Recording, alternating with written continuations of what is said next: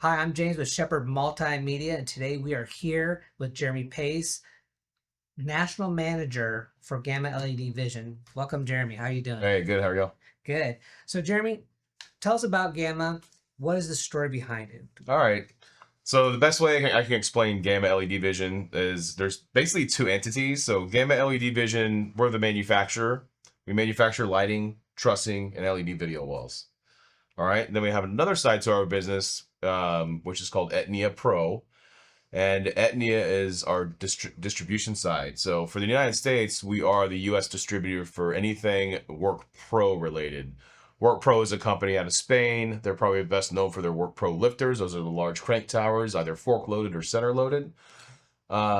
They also have a line of staging. So Fantech staging we distribute. There's also universal LED ground support for video wall that we distribute for them. They also have a full audio line, so Work Pro Audio, full line of audio from line arrays to powered speakers to small install speakers, outdoor and indoor. And then also the controller we have in front of us. This is Light Shark. Light Shark is made also from Work Pro. Nice. So, how long have y'all been in business for?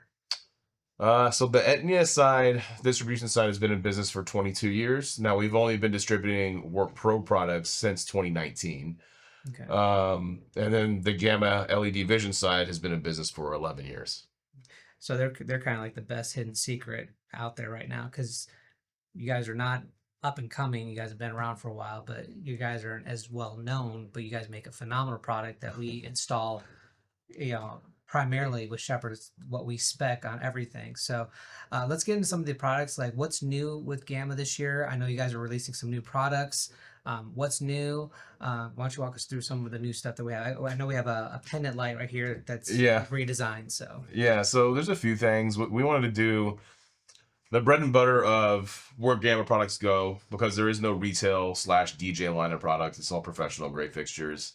House of Worship is the main business for us to sell through our integrators and installer partners like yourself. Mhm. And then we do have production based business as well that we have through those production clients. A lot of, I want to say a lot of the production based stuff is for people that want to get like a quicker ROI.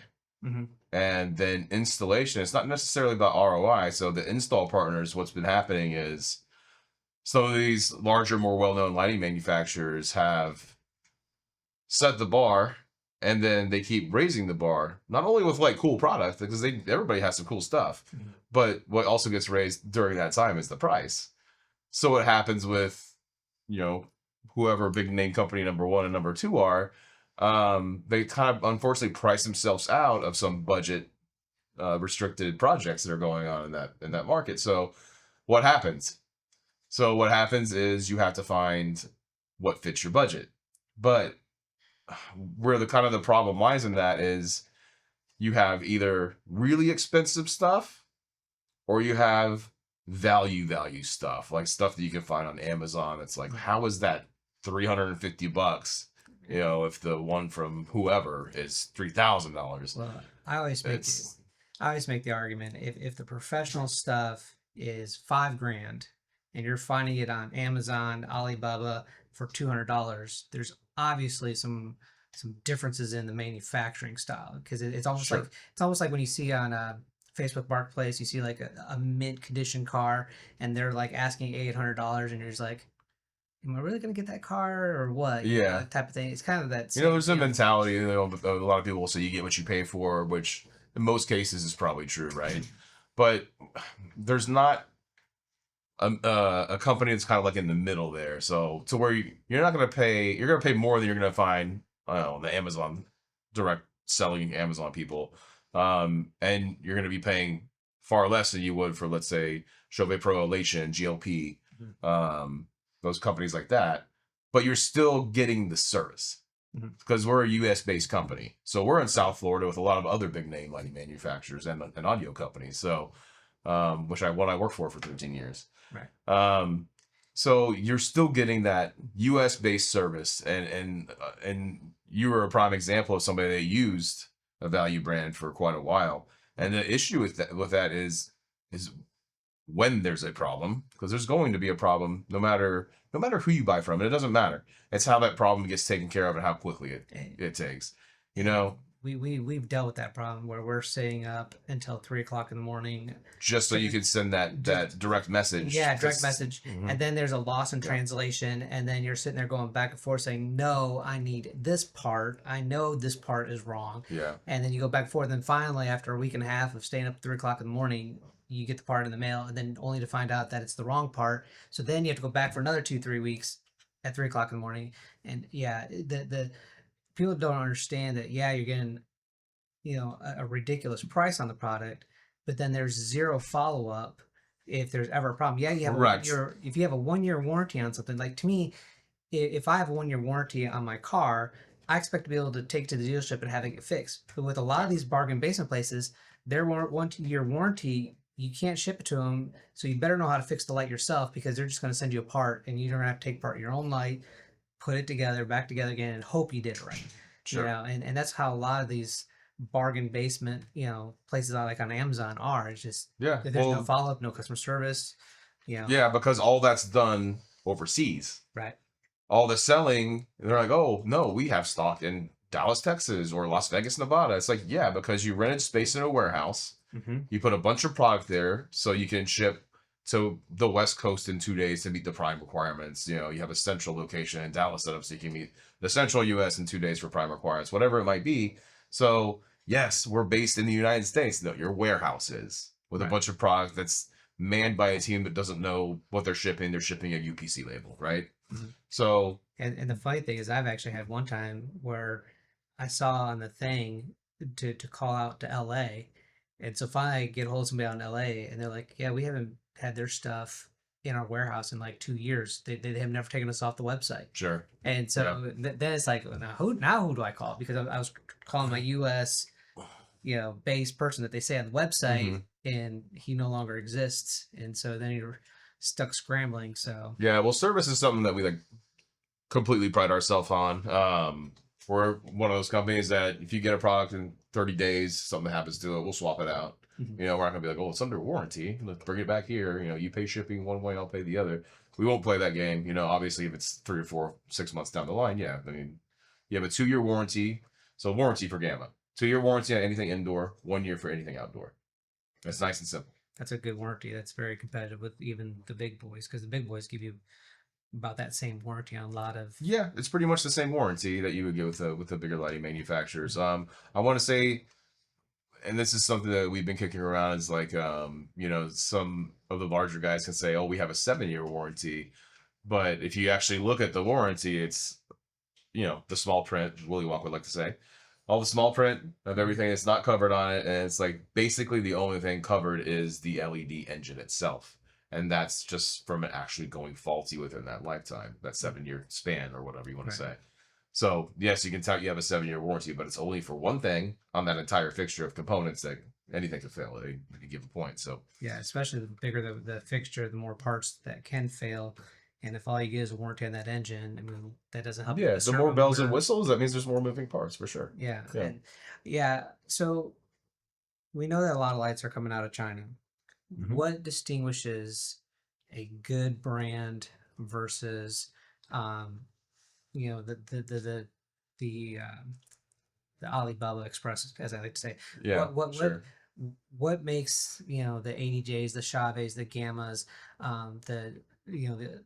those level, like what makes them so much better than the AliExpress? Because there's definitely a quality difference between Gamma LED Big time. versus Yeah. versus the normal stuff you find on like Amazon stuff. So all the companies that you just mentioned, the big thing is you have to be picky with who you do business with, right? There's Mhm. probably 30, 40-ish manufacturing plants over there that will make lighting. And they're all in the same town.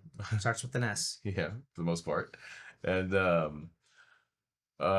man, it's kind of like trial and error. When I was with my former employer, it was kind of that, one or two guys for product development, the owner, they would go out and 30 of these 250 kilogram weights just sitting on there. They have to fork up on there. It's 500 pounds each. So they're forking them up there, and you're doing the deflection test and everything like do your research. Mhm. Like, and sometimes unfortunately it's through trial and error. So basically we deal with about four suppliers total for the whole brand, anything Gamma does. Mhm. So now we can say, for example, this pendant, they also make our Lux series of Licos and Fresnels. Which are great They lights. are. So it's like, okay, so we know this supplier specializes in these kind of fixtures. So Mhm. theatrical base house of worship fixtures.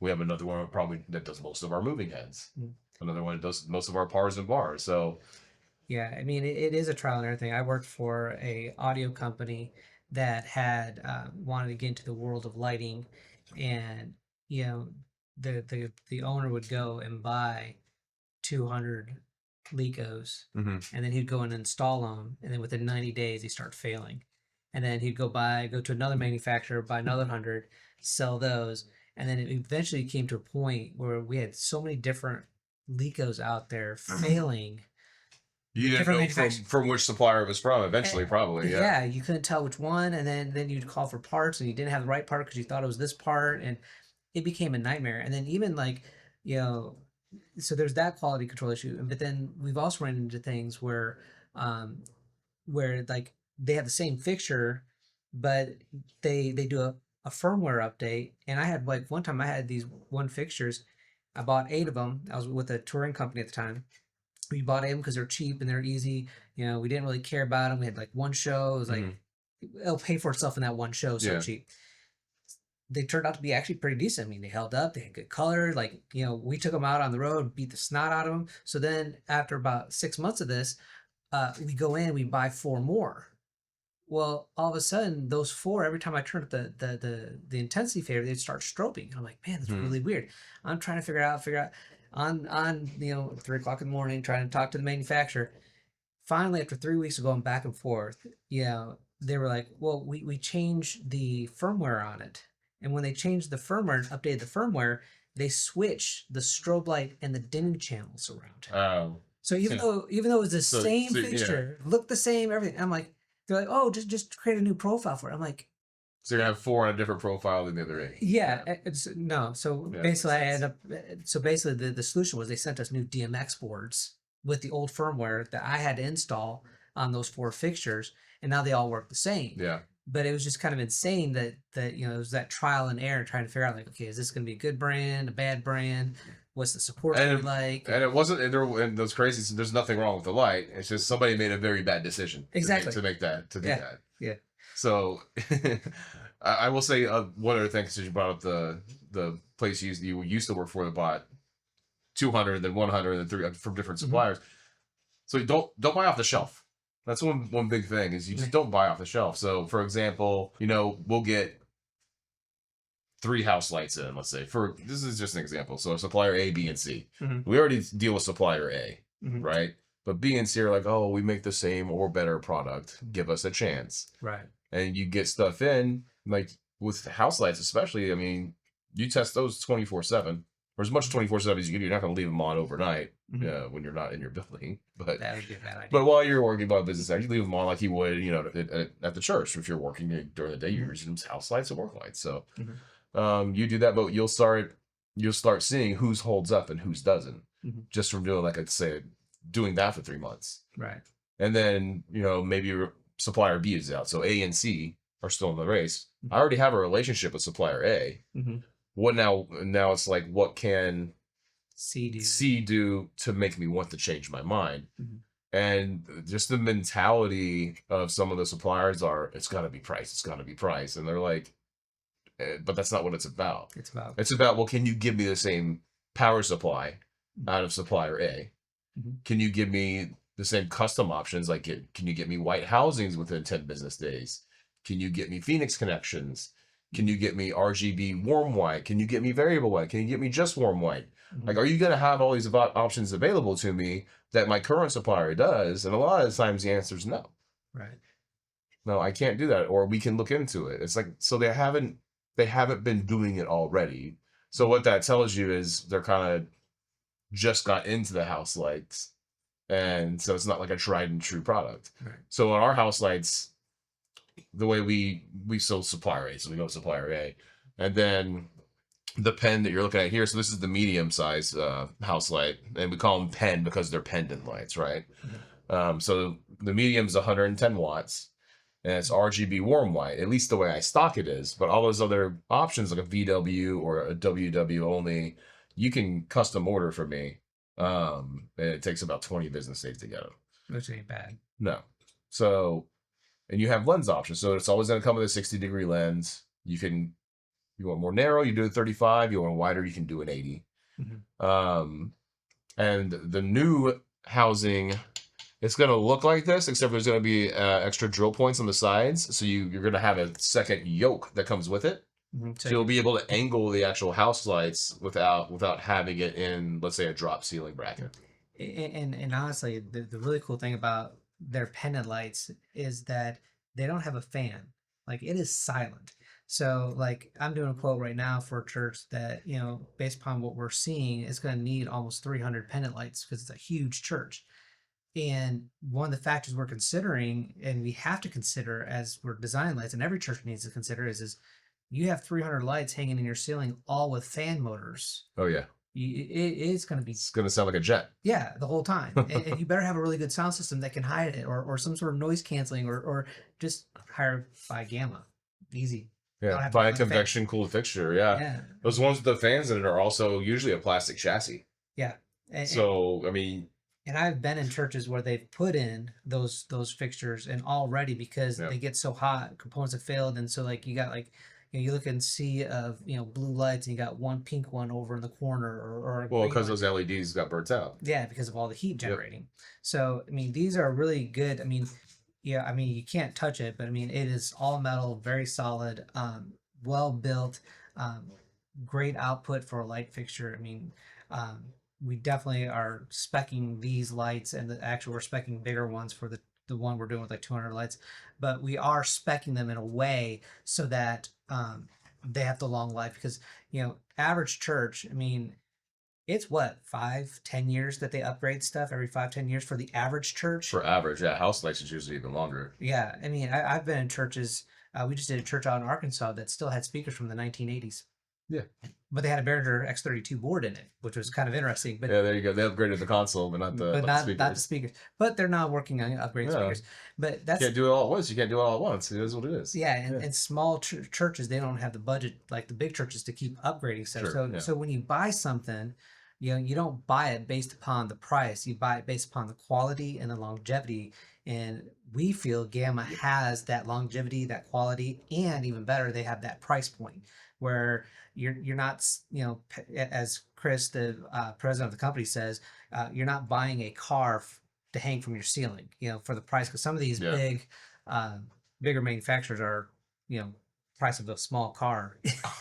That's true. I mean, I did one just for one light. It was $17,000 for one light. Yeah. I mean, it was insane. So talking about more gear type stuff, we have, as you've alluded, you have the Light Shark. We personally have been specking these in every church.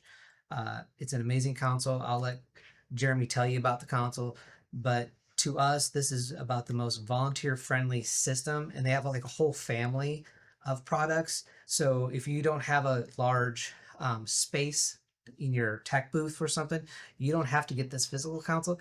You can get their LS Core model, which is really small, and you can just have an iPad on your table and you can control from an iPad. But I'll let Jeremy talk about the Light Shark. To me, like I said, it's probably one of the best lighting consoles out there for volunteer and church friendly.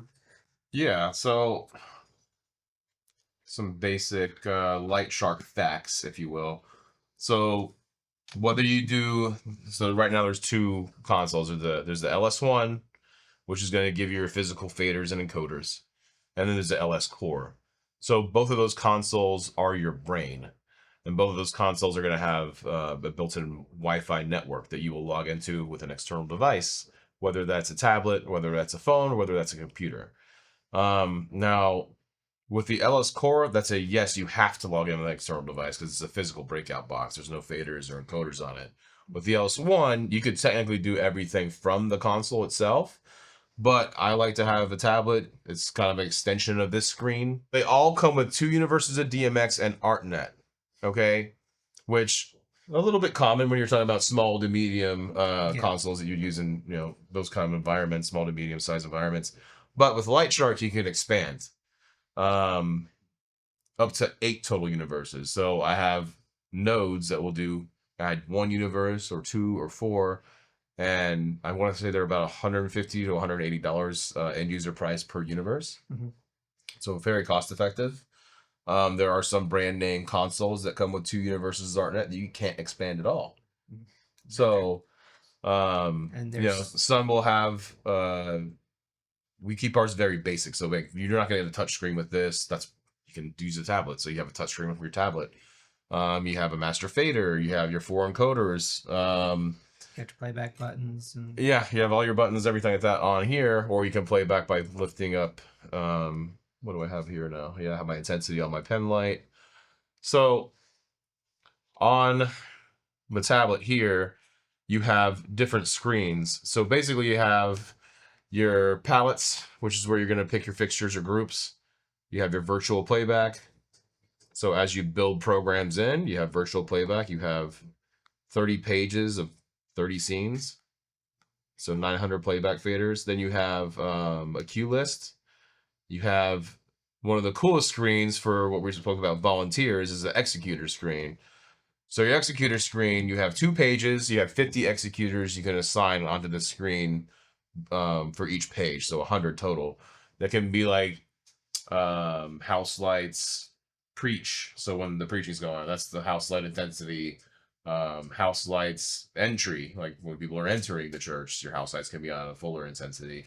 Stage wash, apron wash, drummer, well, you can choir. specify Yeah, for the songs. I mean, like, like one of the churches I do lighting at, um, I designed the lighting colors for that song, and then our pro presenter lady uh, finds a background that matches that. okay, And so, but the way I have them laid out is this way: I sit down and say, "This is shout to the Lord." I push it, it goes that color. She puts up the right color graphic, yeah. and so you can execute that too for the songs for worship sets, which takes away a lot of that. Well, it's a one button execution, Yeah, meaning somebody running those execution buttons doesn't necessarily know how to run lighting. You don't have to. no, Um, and then again, if somebody doesn't know how to run lighting, you probably don't want them going into your editing suite it messes. and accidentally doing something they didn't mean to do. So you can password lock those executor screen in.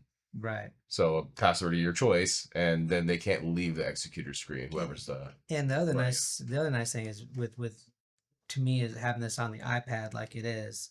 Um, if the lighting guy doesn't show up on Sunday morning, the sound guy can have the iPad and he can hit Sure. the trigger Yep. buttons, like, or the pastor could take the iPad and sit up on the stage and he can trigger his own lights that he wants before Mhm. sermon. So it gives a lot of versatility. It's very volunteer friendly. You don't have to be a rocket scientist and go to certification school like I've had to get certified on the console to learn all the ins and Yeah. outs. I mean, there's great videos on how to operate the board that are easy and very thorough, as far as that goes.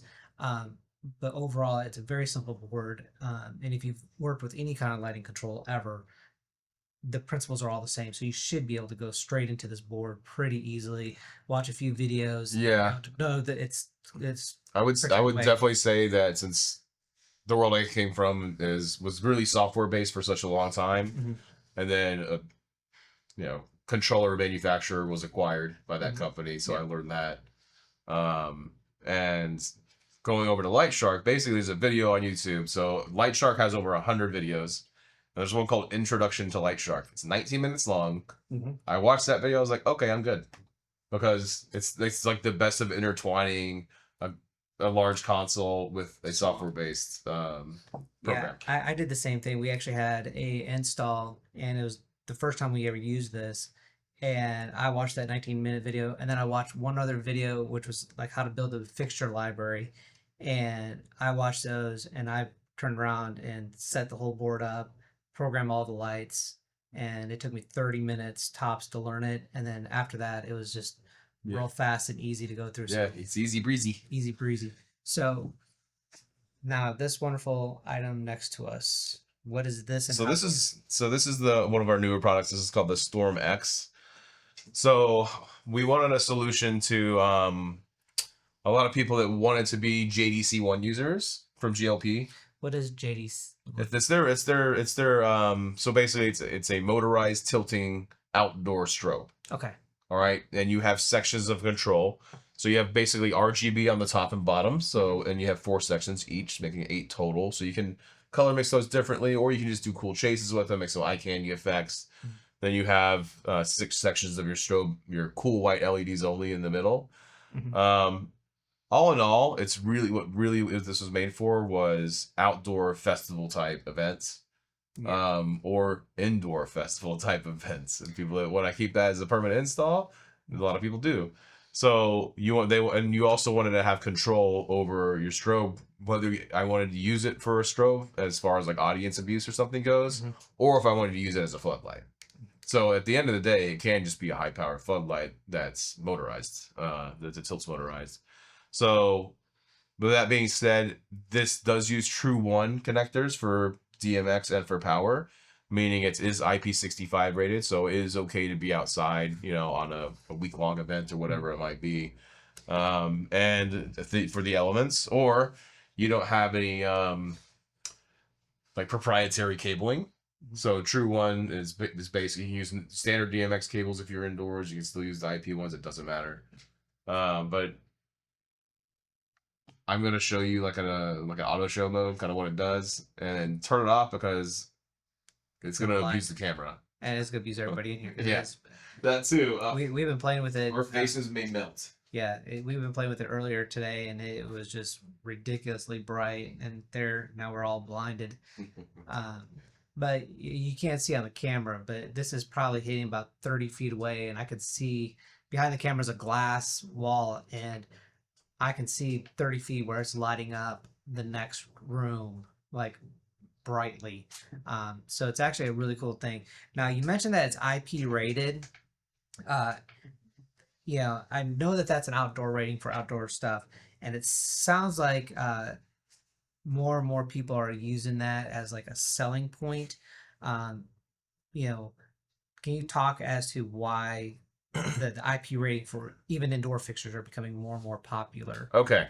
So what's the deal with that? Is that marketing ploy or is that logistics? It's not really a marketing ploy. It's more of a logistics thing. Okay. So when you're running a supply chain, and let's say I have a 7x20 LED part.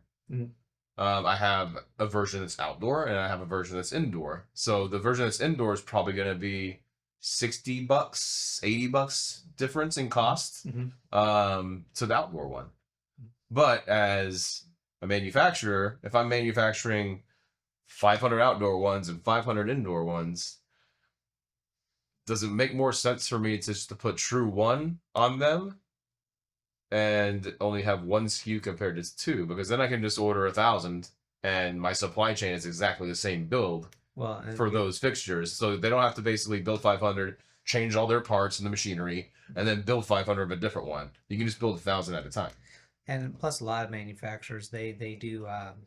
The more you order, the more they'll more willing they are to give you a discount. So because when you buy them up front, for those that don't understand how the manufacturers work, and I learned this the hard way throughout the years, is when a manufacturer knows that they're gonna have an order of 1,000 of something, they can go to to their parts people and say, we need this many parts, and broker a better deal, and then they can pass that savings along to the people who are selling you the light, who hopefully can pass that along to the end user.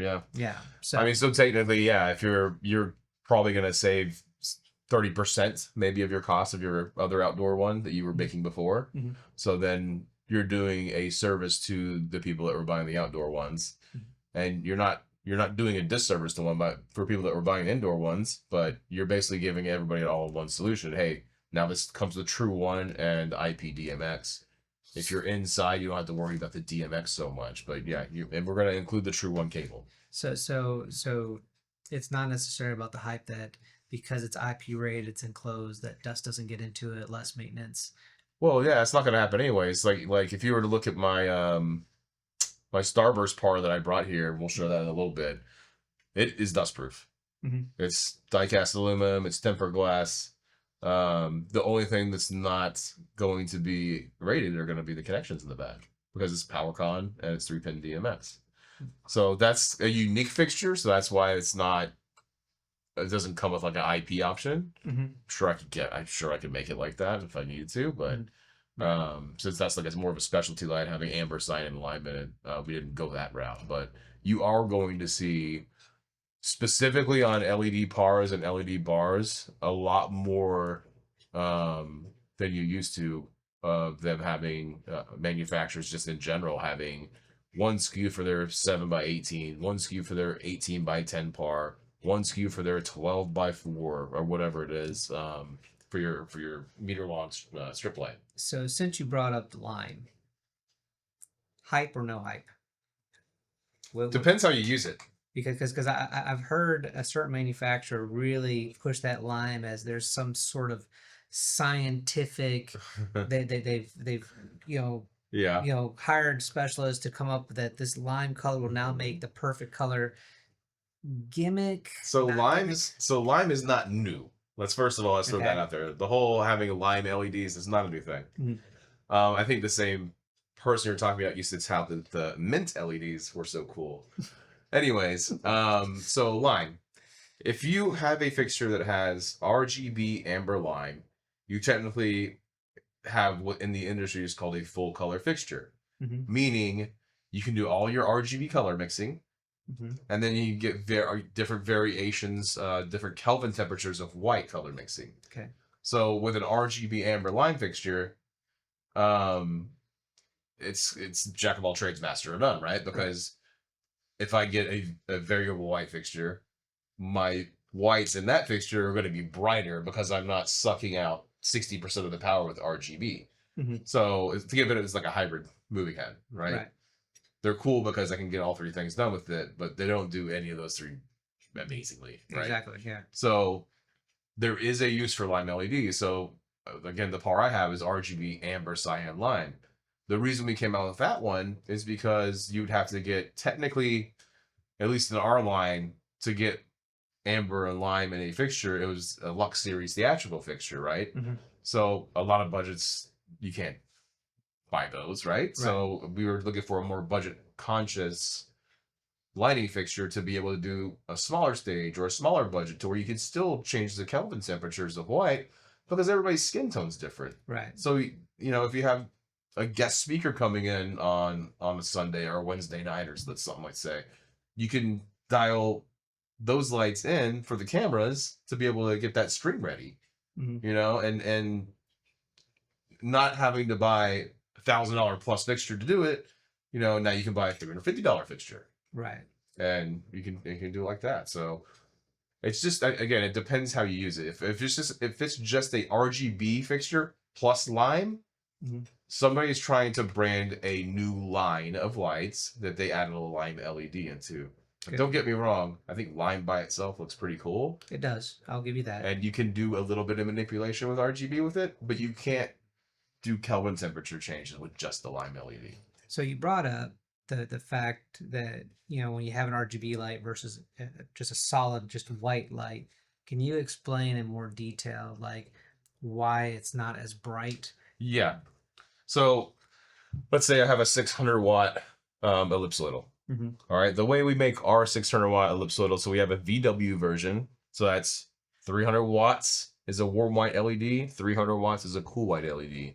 So I can go between 3,000 Kelvin and 6,000 Kelvin, or anywhere in between. Right. And then I have an RGB amber lime 600-watt version. So now I have 5 LED diodes sharing 600 watts of power. Right. So whereas the other one I have 2. So if I'm mixing a 3K on the full color one, it's not going to be as bright as just throwing on a 300-watt 3K LED at full intensity. Right. So that's why, because you're sharing the power supply is sharing more LEDs. Yeah, I think some people think that if you have a 600-watt fixture, that the red is 600 watts, the blue is 600 watts, the green 600 watts, and it's not the case. It's actually 600 watts total, and depending on what color you're making, your red may be at 25%, and your green may be at 75%, your blue may be at 40%, Yeah. and then you might have amber or what else in there. So you're not getting that full amount in there. No, you're getting that full 600 watts when everything's at full intensity, Right. right? Mhm. 99% of the time. Right. That's the case, yes. Now your 600-watt Lico, um, I haven't seen anything else out there that's 600-watt like that. I've seen like, the most I've seen is like 400 watts. So you guys are pretty unique in that 600-watt, right? Correct? It's unique. I'm gonna say there are other companies that make theatrical fixtures or let's say ellipsoidals, Mhm. um, different ways than the way Gamma makes it. Mhm. I prefer if I have a VW fixture, give me a warm, give me a cool. Why am I mixing it with 8 different colors of LEDs? I understand you want to get color mixing in there, and that's a really particular fixture, right? Right. Um, but I think it's pretty cool that technology's out there and people have figured out that technology, and you're able to mix an orange, a mint, and a light blue to get this Kelvin. It's cool. Right. But again, that fixture won't have the output against like a 600 watt. So thinking of Licos, the traditional one since the early 1900s is you either had a 575 option or a 750 option. And what's confusing to a lot of people is how do when I'm upgrading to the LED fixture, I have all 575s. Is the 100-watt the same as a 575? Is it brighter than a 575? What if I had all 750s? If I have all 750s, do I go to a 200, or is a 150-watt variable white closer to the brightness?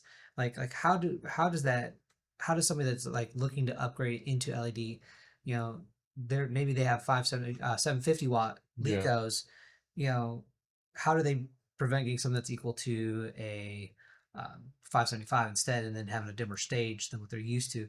Like, how does that translate from the 575-watt tungsten Yeah. bulb versus the LED? So Is there like a in my experience, there's no perfect conversion for that. Okay. Okay. But and different manufacturers' lights are going to be different intensities. Comparing it to a 575 or 750 or even a 1K, right? Right. So the 600-watt gamma ellipsoidal fits in right between that 575 and that 750. So usually a lot of people that are upgrading aren't just upgrading it for LED. Yes, that's a great reason because lower power consumption and all this other stuff, right? Mm-hmm. But now they're like, well, now we have the ability, instead of going and gelling fixtures when I need them for Easter, Christmas, whatever times I might be doing different events. Now the fixture itself can just do it for me. So I'm not putting volunteers on scaffolding or catwalk or anything like that, or lift. God forbid something happens. Yeah. Now you can just do it with the fixture. Mm-hmm. So it's more, I think, more along the lines of, okay, I can get an RGB warm white fixture now, and when I want to have that traditional look, I can just put on the warm white only. That's 300 watts of power. Right. And then the RGB shares the other 300 watts. So when I do color mixing, it's going to be brighter than it was when I did color mixing because I'm not putting a sheet of gel in front of my light. Right. So the light source, that's why I say there's no perfect comparison. But for example, you put a red gel in front of a 575, it's not going to be as bright as putting a red LED on out of a 600-watt fixture. Okay. That red and the LED is going to be much brighter than that gel ever was. Okay. And the color consistency, it's an LED compared to a gel that might be new, might be old. Might have that little we center know burnt what out of happens it. after you use gels for a long time. Yeah, you get that white center. Yeah. So thank you very much, Jeremy, and appreciate you coming in and driving from Florida and bringing us all these cool lights to play with. So.